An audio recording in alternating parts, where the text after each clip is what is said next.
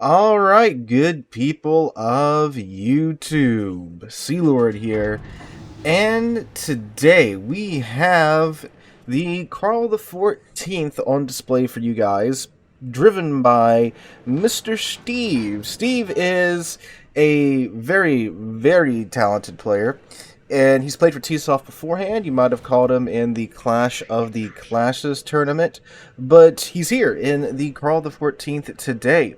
Now, this is of course a live reaction replay, so if it's your first time catching one of these, I am watching this replay as it happens, so you guys are going to get my genuine reactions to whatever happens in this match, rather than me watching the match beforehand and commentating on it like that.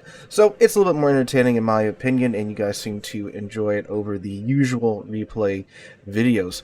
Also, if you are wondering what's going on, if something big was announced this week and I haven't talked about it yet, I am, well, not home. I'm on one of my first, well, not one of my first, the first museum ship road trip at the moment. So all these videos for the past week were made, well, a week ago. So again, if I've missed some bit of news or something, I do apologize for that. But if you want to check in on me for maybe getting a bit of a sneak peek at what ships we're going to be looking at, you can check out the second channel. Link to that is in the description down below. But anyway, back to the match at hand. So Steve is in the Karl XIV. Now, the Karl XIV is one of my personal favorite ships, as I'm, well, sure you know if you watched Monday's video, for a couple of reasons. One, it's one of the few ships where you can actually have a variety of builds that work quite well with it, because most of the battleships in game, they really only do well with one, maybe two builds. But with the Karl XIV, there's multiple things you can do with it because of its uniqueness. As you might notice, it has torpedoes. It has lots of torpedoes. Usually battleships will have maybe, 2 racks of 4 torps, or typically they really don't go too far above that, or just a single rack of torpedoes on them. But the Karl has 4 racks of 4 torpedoes, and they all have the Pan-European destroyer torps that are quick but don't pack too much of a punch. But that means they are so excellent for getting torpedoes on target. So often torpedoes, I mean, shoot, if you guys think, you're getting hit by a lot of torpedoes, you should really try to play torpedo DDs and see just how often they whiff torpedoes, because you got to predict what's going to happen in the next, I don't know, minute, 30, 40-ish seconds that it takes for the torpedoes to get to the target. But with these Pan-European torpedoes, they're so fast, it's a lot easier to get them on target. So you can play it as a torpedo boat. You can play it as a main battery boat as well, as I believe Steve's... Oh, come on, Steve. Get him. Alright, gets the shells off, and to Cleveland. Overpins, because, well, it's a Cleveland. You can play it as a main battery build, which I do believe Steve is playing the ship as, because let's check out his... Let's see. No, he does have a secondary build on it. His secondaries are out to 10.5 kilometers.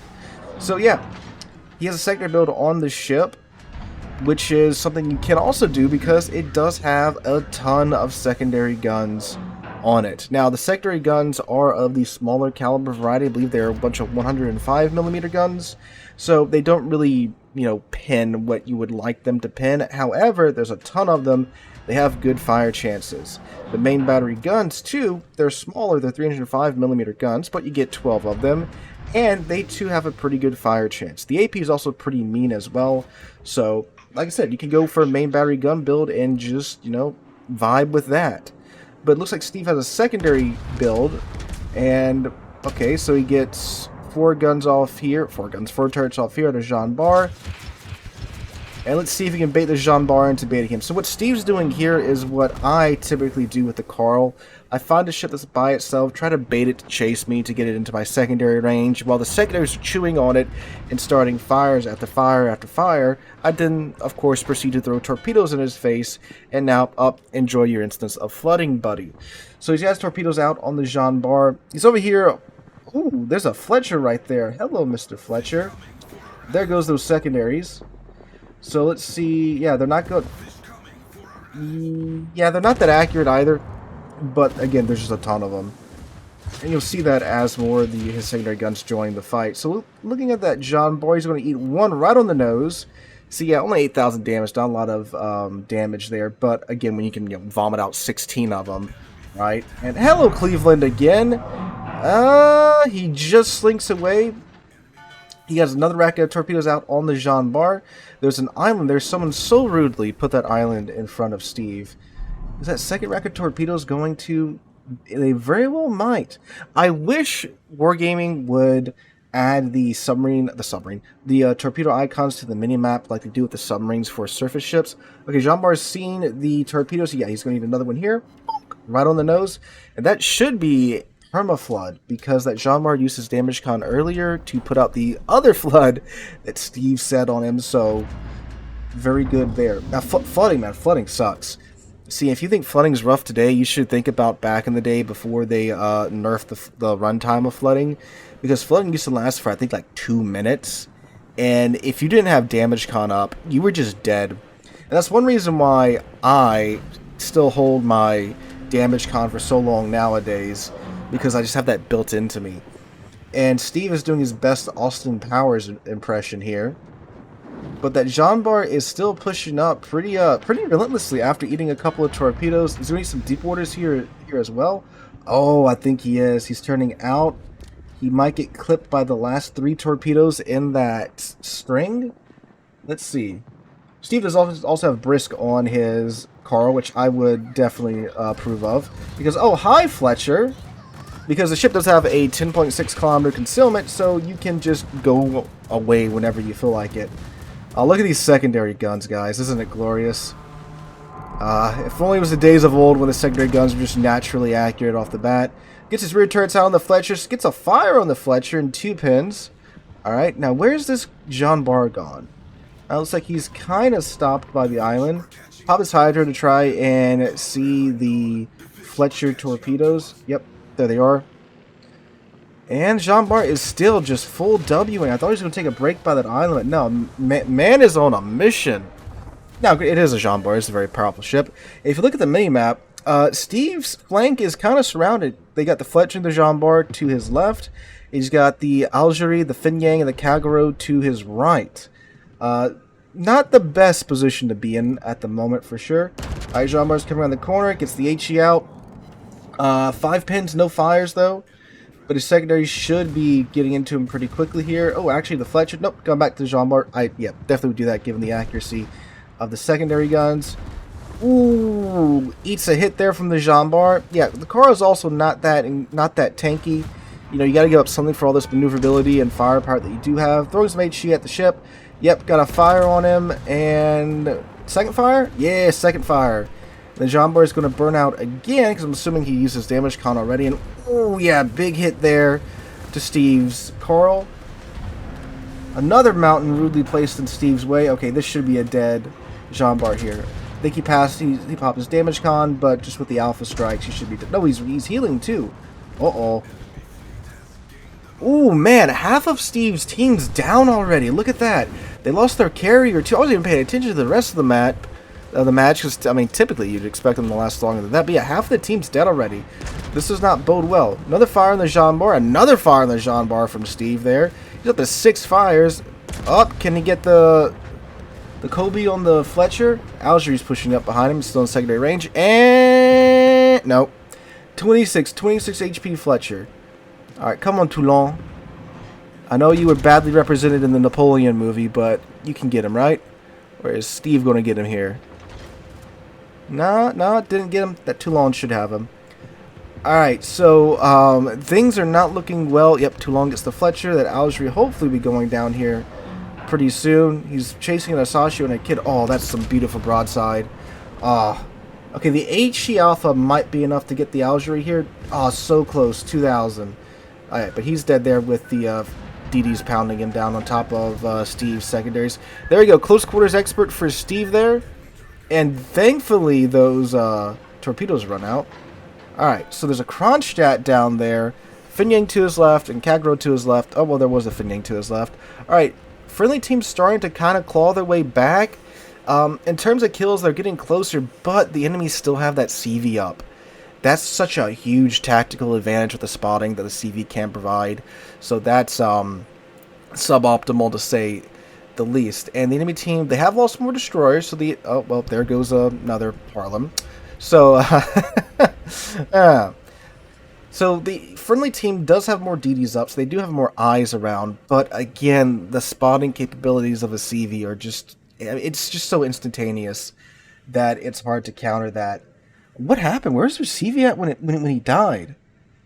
Where is the icon? All the way in the back. Oh, so yeah, no, the 2 DDs and the cruiser that pushed up got him. If you look there, he's in B7. So, okay, not like he was YOLOing or anything into the cap. So, it's just an unfortunate circumstance. So, what's Steve going to do here? Looks like he's going to go after the Kronstadt, which is a smart choice. Kronstadt is a large cruiser. It has battleship burn time. So, the Karl is an ideal ship to deal with that with the amount of, flooding and fires that he can cause on the Kronstadt. So I would assume he's going to push down here with the assistance of the Toulon, and they will get the Kronstadt. There goes the Santander. So now, good lord, they're down to 3 DDs, the Toulon, and Steve here in the Karl. So, yeah, in terms of HP, the enemy team's got a big event. Oh, look at that Ostergotland out there over by the A-cap. Man's in last stand mode. Alright, let's melt this Kronstadt down, Steve. 1 torpedo set, 2 torpedo set out. Already has a fire on him from the Toulon. The Asashio takes out the Nagato. That's a good pickup. And the Kid takes out the Kagero. Okay. Again, going to claw their way back here, it seems. Maybe. Alright. So, torpedoes out on the Kronstadt. And a fire already from the secondaries. Main gun salvo out. Maybe another fire. I mean, 12 guns should... Oh, no. RNG does not favor Steve here. Oh, but this Kronstadt's going to eat these torpedoes. He's about to have a nice full mill. Oh, no. Did he detonate him? Oh, he detonated him. Ladies and gentlemen, that is why you take the detonation flag right there. Oh, man. Alright, so Kronstadt rolls a nat 1 when it comes to his luck there. So that also nets Steve the Dev Strike achievement. Alright, man. You'd be surprised how many people don't take det flags when you can just auto-purchase them in the armory now. Alright, so, Scharnhorst 43 and the Buffalo are pushing up to the A-cap. You still have a Yorkie, you still have a Saipan out there. And, again, enemy team still has that CV. But let's see what's happening. So the CV is going after the Ostergotland. He's spotting him for the Scharnhorst and for the Buffalo. Ostergotland should be melting that CV plane down. Those CV planes down fairly quick. The Pan-Euro DDs are very good at that. Yeah, look, see, they're focusing down. But the Asashio is remaining undetected and is chunking deep waters at the Buffalo and the Scharnhorst. Now he can only hit the Scharnhorst with those deep water torpedoes. So there is that. But nice use of the distraction that is the Ostergotland, because the Scharnhorst and the Buffalo have gone full tunnel vision on the Ostergotland. So, oh god, the Saipan just got a... Oh, hey, speak of the Saipan. How you doing, buddy? Yeah, load that AP, Steve. Alright, come on. Clap this guy. I want to see a Saipan disappear. Steve's typing in chat, I think. And let's see... No? Hey, there we go. Nice 10k salvo, 11k salvo there, really, off the Saipan. And Saipan still sending out full squadrons. That's pretty interesting. Oh, cool. The Toulon got the York. I didn't even see that. Nicely done, Toulon. Yes, the Saipan is a carrier that has, I believe, tier 10 planes, but the squadron size is small. So typically what you'll see a lot of Saipan players do is they kind of, throw away their planes, and then they're just out of planes for the rest of the match. But unfortunately, the Buffalo does get the Ostergotland, so now we're down to 3v4, but this Saipan might be dated another 10k from the Saipan from Steve. That's good enough to get high caliber now. And let's see, this should be the last salvo for the Saipan. Should be a dead CV here. But now he has a Scharnhorst 43 in his face as well. Ooh, this is looking good. Should be a dead Saipan. No, not a dead Saipan. The Kid is opening up on him. And the Scharnhorst 43 is crossing the T at the moment. Now, the Scharnhorst 43 does have more secondaries well, not more secondaries, but more secondary firepower than the normal Scharnhorst.